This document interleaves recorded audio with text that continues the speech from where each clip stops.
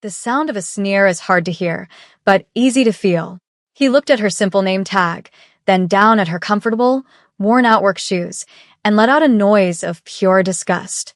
It was barely audible over the delicate clinking of silver forks against fine china, but it was loud enough to freeze the air in their immediate corner of the room. The restaurant was a massive, cavernous space filled with dark wood and velvet, located on the 42nd floor of the city's most expensive skyscraper. It was a place designed to make regular people feel small, but Kongdae took up space like a man who owned the oxygen in the room. He sat with his legs wide apart, one polished dress shoe tapping a fast, irritated rhythm against the table leg. He looked like a predator twitching its tail before a pounce. Kongdae was not just a difficult customer. He was a powerful Korean mafia boss, and he wore his authority like armor. He was dressed in a sharp, intimidating black mafia suit with a crisp white collared shirt that seemed to glow under the dim lights. Across from him sat his fiancée, Hannah. She stared intensely at the white tablecloth, twisting a diamond engagement ring that looked heavy enough to sink a small fishing boat. Her posture was a silent apology for the scene everyone knew was coming. Standing at the edge of their table was Sarah. She kept her hands clasped behind her back straight, and her eyes fixed on a point just above the mafia boss's left shoulder. This was how she had been trained in fine dining, never challenged the dominant male directly. Sarah was an African-American woman who carried a bone-deep exhaustion. It wasn't just from the double shifts she was working, it was the fatigue of being overqualified and invisible. She had a doctorate in East Asian linguistics that was currently collecting dust in a drawer while she navigated the whims of men who thought a heavy credit card gave them the right to treat people like furniture. The air conditioning in the restaurant was cold, yet a bead of sweat began to form at the nape of her neck. It was a physical reaction to the heavy, dark energy radiating from the man in the bespoke black suit. Kongdae picked up the heavy leather menu, held it for a second as if weighing its value, and then let it drop onto the table with a loud, dismissive thud. 3 diners at nearby tables flinched. He didn't look at the food. He looked at Sarah, his eyes narrowing with a mix of boredom and cruelty, scanning her face for a crack, a sign of weakness he could use for entertainment. The silence that followed was heavy. Sarah knew this type of man well. In her 6 months working at this high-end establishment, she had categorized the rich bullies. There were the loud ones who wanted everyone to know they had money, the touchy ones who didn't respect personal space, and then there was this type, the quiet sadist. This was the man who lowered his voice so you had to lean in, forcing you to bow before he even spoke a word. The mafia boss adjusted his cuffs and finally spoke, though he didn't look at her. He spoke to the air, as if she were a broken toaster that couldn't possibly understand human speech. "This table," he said, his English perfect but spoken with a slow, deliberate tone that insulted her intelligence, "is unstable. It wobbles." It didn't wobble. Sarah knew it didn't wobble because she had checked it herself 10 minutes ago, sliding a small coaster under the leg to correct a tiny gap in the floorboards. But the truth didn't matter to a man like Kongdae. Reality was whatever the mafia boss decided it was. "I apologize, sir," Sarah said, her voice steady. It was a practiced tone that hid the frustration burning in her chest. "Allow me to adjust that for you immediately." She crouched down, her knees popping slightly, a sound that felt humiliatingly loud in the quiet restaurant. She pretended to inspect the perfectly stable table leg, fully aware that he was watching the top of her head with a look of supreme distaste. From down there, she saw Hannah reach out and gently touch the mafia boss's wrist, a silent plea for him to be nice. He shook her off with a sharp, violent jerk of his arm. It was a small gesture that told Sarah everything she needed to know about their relationship. Rising from the floor, Sarah adjusted her apron and met his gaze again. Her face was a mask of professional neutrality, but her mind was sharpening its defenses. She had spent the last 5 years studying the complicated dance of polite speech, grammar, and cultural signals in East Asian hierarchies. She had intended to use that knowledge for diplomacy or translation, not for handling the ego of a crime lord playing emperor in a steakhouse. But student loans were expensive and the job market was tough, so here she was, serving beef to a man who looked at her as if she were dirt on his shoe. Mr. Pringle, the floor manager, was hovering near the entrance. His face was pale and sweaty. He watched the interaction with the terrified intensity of a man who knew his bonus depended on the mood of the VIP in Section 4. Mr. Pringle was a man with no backbone, a corporate weather vane who turned whichever way the money blew. Sarah knew that if the Mafia boss decided to make a scene, Pringle would throw her to the wolves without a second thought. Kongdae seemed to sense the manager's fear from across the room and drew energy from it. His smile widened, revealing teeth that looked too white, too straight. "I don't want the menu," the Mafia boss said, waving a hand at the leather book as if it were dirty. "The chef knows who I am. Tell him I want the usual, but the way I had it back home in the southern province, not the watered-down garbage he serves to the tourists here." He paused, waiting for Sarah to stumble, to ask for clarification, to show the ignorance he assumed she possessed. "And bring a bottle of the '82 vintage red wine. If you break the cork, I'm charging it to your personal account." It was a ridiculous threat. The bottle cost more than she made in 6 months. But it was designed to make her hands shake, to ensure the failure he predicted would happen. The atmosphere at the table shifted from tense to toxic. The Mafia boss leaned back in his black suit, bored with the appetizer round of humiliation and ready for the main course. He turned his attention to his fiancée, who was staring into her water glass. "Look at her," Kongdae said, gesturing towards Sarah with a flick of his chin. He was speaking now in rapid-fire, casual language, his native tongue. He spoke with the ease of a native speaker, assuming the African-American waitress standing 3 feet away heard only noise. Stiff as a board. "You think she even knows what that wine is?" "She probably thinks it's a type of grape soda." Hannah flinched, her eyes darting up to Sarah's face in panic, checking to see if the insult had landed. But Sarah remained stone-faced, her eyes focused on the notepad in her hand. The assumption that she couldn't understand was a common arrogance among the international elite who came here. They treated the staff like background characters in a movie, lacking the brains to process anything beyond a dinner order. But Sarah's heart was hammering against her ribs. She understood every word. She understood the specific regional accent he was using, the tough guy dialect he was faking to sound more dangerous and authentic, hiding his likely city upbringing. She understood the derogatory term he had just used for her, a word that targeted her race with a casual sneer that made her blood run cold. But she didn't react. Not yet. To react now would be to lose the war before the first battle was truly fought. She wrote down the wine order, her handwriting elegant and steady, and waited. She let him dig the hole deeper, letting him believe he was safe behind the wall of his language. Kongdae, disappointed by her lack of confusion, decided to escalate. He leaned forward, his white shirt straining slightly against the black suit jacket, invading her personal space. "Actually," he said, switching back to English, his voice dripping with fake helpfulness, "forget the chef's choice. I want to order something specific. Something complex." He smirked at Hannah, who looked like she might be sick. "Let's see if the service here lives up to the prices." He turned his cold eyes back to Sarah. "I will tell you what I want," he said. Then, without a pause, without a transition, he launched into a complex, high-speed monologue in his native language. He wasn't just ordering food, he was building a maze. He described a specific preparation of raw beef, detailing the exact thickness of the cut, the ratio of sesame oil to pear juice, the precise temperature of the serving plate, and the exclusion of pine nuts due to a preference he wove in biting commentary about how the kitchen would inevitably ruin it. He spoke about the side dishes, demanding a specific seasoned root vegetable but prepared with a level of fermentation that took days, an impossible request for an immediate order, designed solely to force her to say, "I don't understand." He threw in slang terms for incompetence and ended the tirade with a rude remark about her appearance, laughing as he said it, looking to Hannah for validation. The restaurant had gone quiet around them. The sheer volume and aggression of his speech acted as a spotlight. Mr. Pringle was walking toward the table now, wringing his hands, ready to intervene, ready to pull Sarah away and offer a groveling apology for whatever offense she hadn't committed. The Mafia boss stopped speaking and looked up at Sarah, a triumphant grin on his face. He looked like a man who had just won a game against an opponent who didn't even know they were playing. "Well?" he asked in English, his voice booming slightly. "Did you get all that? Or is it too much for you to process?" He leaned back, crossing his arms over his black suit, waiting for the stammer, the confusion, the inevitable crumbling of the help. Sarah looked at him, then at the terrified fiancé, and finally at the approaching manager.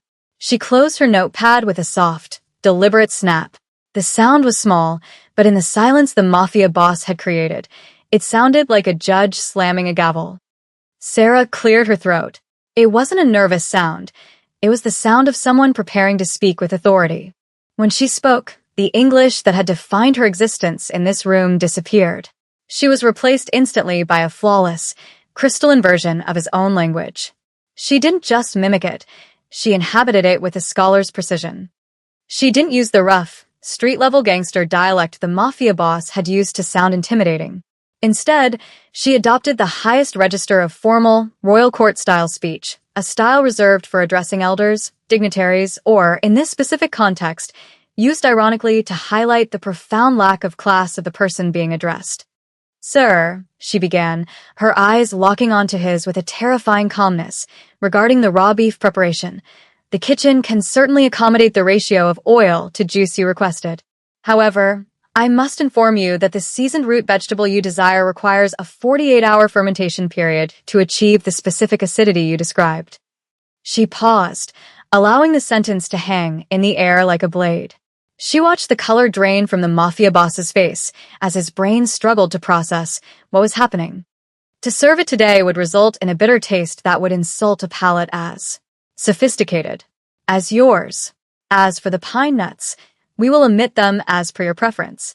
She shifted her weight slightly, turning her gaze briefly to Hannah, offering a subtle nod of solidarity before returning to the man in the black Mafia suit who was now gripping the table edge.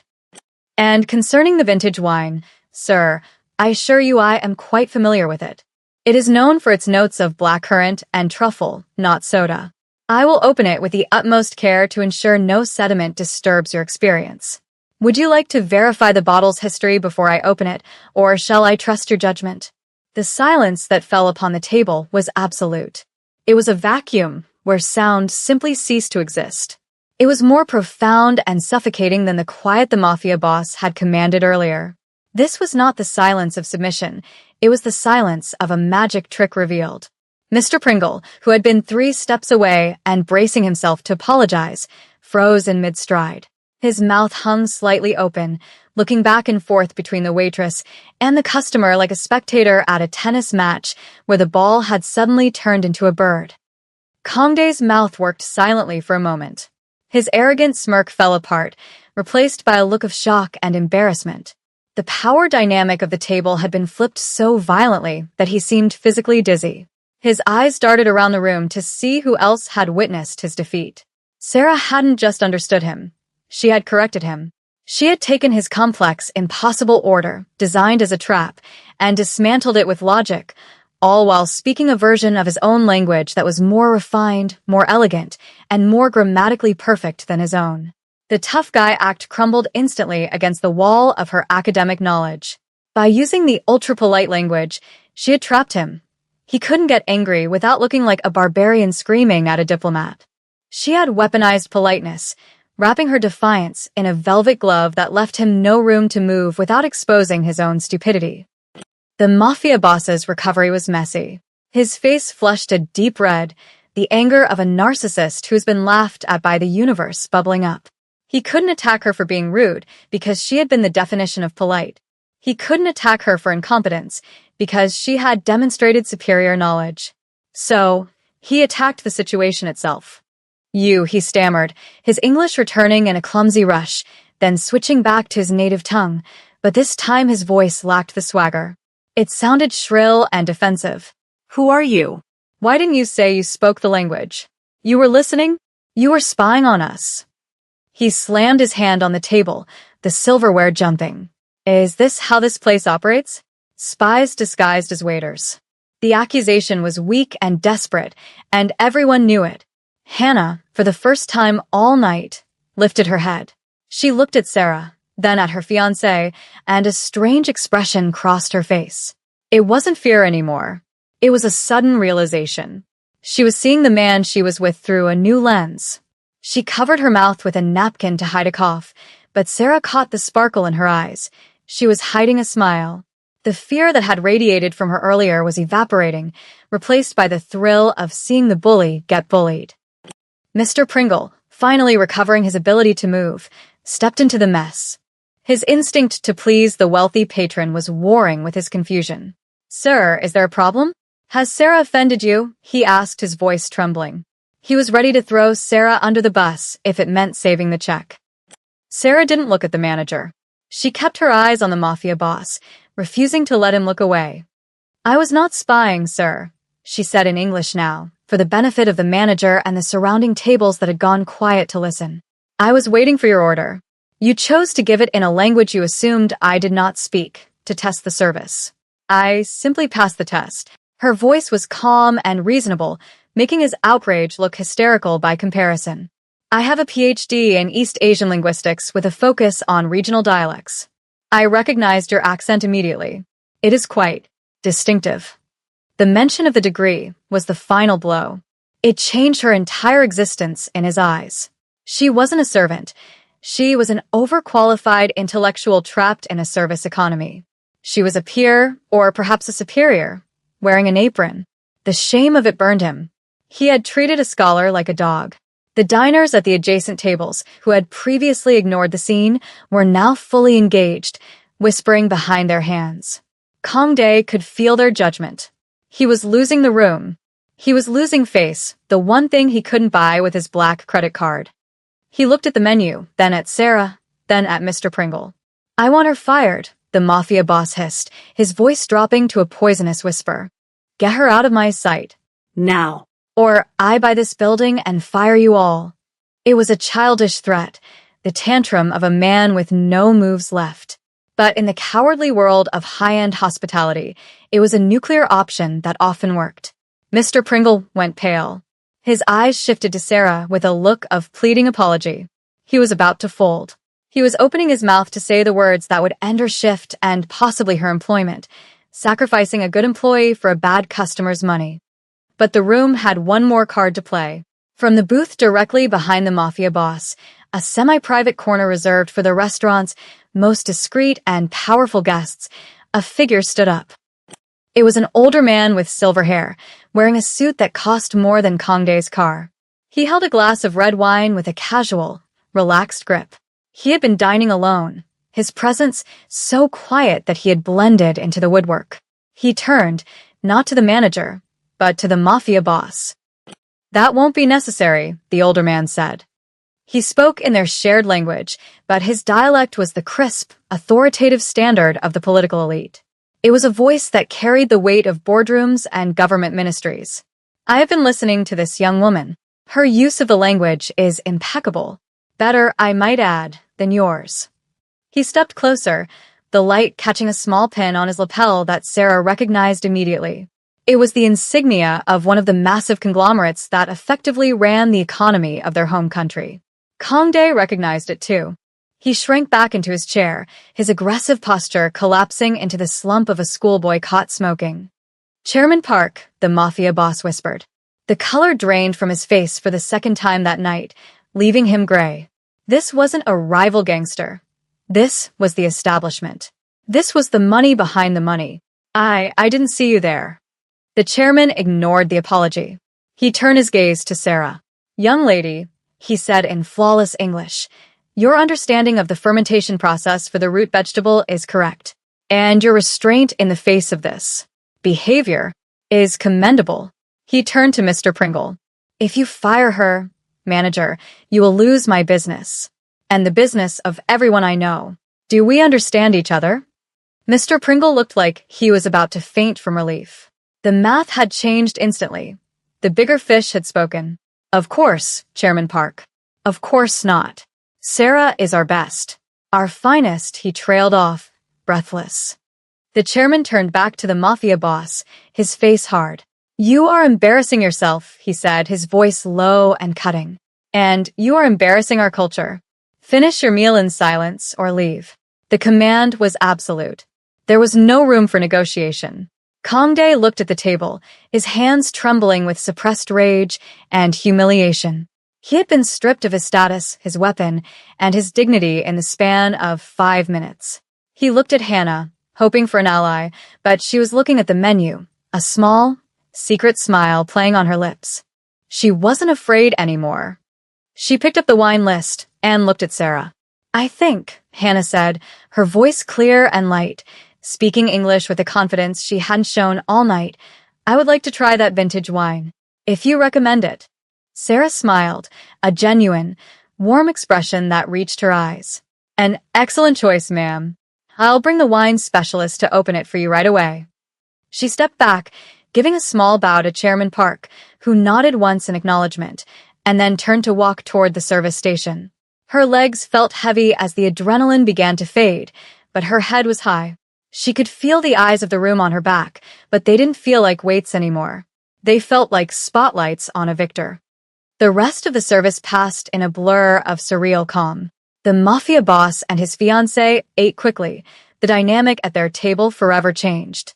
Kangdae barely spoke, eating mechanically, his eyes fixed on his plate. Hannah, however, engaged the staff with polite nods and quiet requests, tasting the freedom that comes from seeing your captor diminished. When the check came, the Mafia boss threw a card down without looking, desperate to escape the scene of his execution. As they stood to leave, Hannah lingered for a second. She caught Sarah's eye across the floor. She didn't wave, but she touched her hand to her heart briefly, a universal gesture of gratitude that transcended language barriers. Sarah nodded back. Mr. Pringle was waiting by the computer terminal, looking at Sarah with a mixture of awe and fear. He knew he had almost made a mistake that would have cost him his career, and he knew Sarah knew it. "Good work tonight, Sarah," he said, his voice struggling for authority and failing. "That was handled well." Sarah didn't let him off the hook with a smile. She just looked at him, her face calm. "I did my job, Mr. Pringle," she said, punching her code into the computer. "Next time, I hope the house supports me before a customer has to." She walked away before he could respond, untying her apron as she headed for the locker room. The kitchen staff, who had heard the story through the grapevine, gave her silent nods of respect as she passed. She wasn't just the quiet girl with a PhD anymore. She was the one who had stared down a dragon and made him blink. 3 years later, the memory of the restaurant felt like a scene from a movie Sarah had watched a long time ago, vivid but distant. The massive glass windows of her current office overlooked the United Nations Plaza. The flags of 100 nations were snapping in the autumn wind. The nameplate on her desk read Dr. Sarah Williams, Senior Liaison, Bureau of Diplomatic Affairs. The office was quiet, filled with the smell of old paper and fresh coffee. It was a sanctuary of competence. She was reviewing a transcript for an upcoming trade summit when her phone buzzed with a news alert. She usually ignored them during work hours, but the headline caught her eye. It was a report on a corruption scandal involving mid-level crime syndicates and construction fraud. The photo accompanying the article showed a familiar face, Kangdae. He looked older, tired, and was flanked by police officers. His face was hidden from the cameras by a jacket pulled over his head. He had lost the game. He thought he was winning. Sarah looked at the photo for a long moment. She felt no joy, but she felt a quiet, settled validation. She thought of the scuffed shoes she had worn that night, the ache in her feet, and the way he had looked at her name tag, as if it were a price tag on a clearance item. She swiped the notification away and turned back to her work. The text in front of her was complex and nuanced, requiring a mastery of language that few possessed. She picked up her pen, the same way she had picked up her order pad, but this time, the words she wrote would shape policy, not dinner. Dignity, she had learned, wasn't something men like the